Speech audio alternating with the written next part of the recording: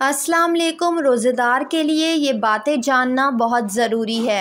अफ्तारी के वक्त जो भी शरबत बनाएं इसमें लीमू का रस ज़रूर शामिल करें। लीमू के रस से जिस्म में विटामिन सी की मिक़दार बढ़ती है और थकन दूर होती है। रमज़ान के महीने में वज़न कम करने के लिए और मोटापा दूर करने के लिए इन बातों पर अमल करें। सहरी में उठकर सबसे पहले 1 गिलास पानी पिएं। सहरी में तले हुए अंडे के बजाय दही का इस्तेमाल करें। अफ्तार के मौके पर हमेशा खजूर खाने के बाद सबसे पहली तरजीह फल को दें। आलू से बने पकोड़े बिल्कुल ना खाएं क्योंकि आलू मोटापे का सबब बनता है। सब्ज़ी के बने रोल खाएं।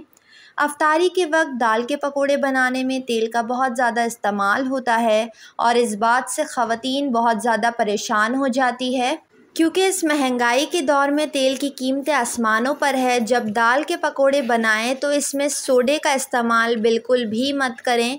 बिना सोडे के भी पकोड़े बहुत ही ज़्यादा नरम और बाहर से क्रिस्पी बनेंगे।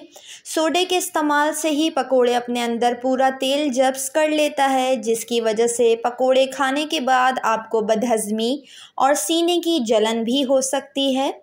अगर भूखे प्यासे रहने की वजह से मुंह खुश्क हो जाए और मुंह से बदबू आने लगती हो तो आपको चाहिए कि रोज़े की हालत में आप मिसवाक करें क्योंकि मिसवाक करने से रोज़ा नहीं टूटता। अगर किसी औरत को रोज़े की हालत में मगरिब से पहले हैज़ आ जाए तो इसकी वजह से रोज़ा टूट जाएगा और पाक साफ़ होने के बाद रोज़े की क़ज़ा रखना लाज़मी है।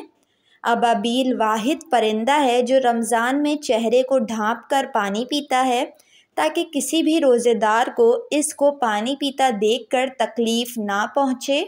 जिन लोगों को गुर्दे की बीमारी हो यानी किडनी डिज़ीज़ हो और अगर वो रोज़ा रखते हों तो इनको चाहिए अफ्तारी से लेकर सहरी तक खूब सारा पानी पिएं और पेशाब करें ताकि दिन भर भूखा प्यासा रहने की वजह से इनके गुर्दों में तकलीफ़ ना हो।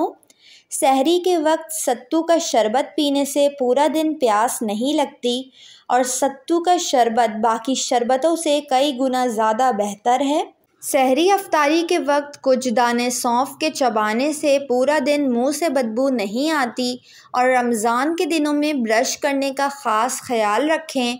सहरी से पहले और अफ्तारी करने के बाद दांतों को लाजमी ब्रश किया करें।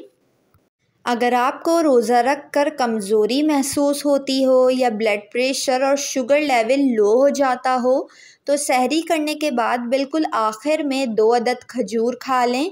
पूरा दिन आपको कमज़ोरी महसूस नहीं होगी और ब्लड प्रेशर लेवल और शुगर लेवल भी बिल्कुल नॉर्मल रहेगा।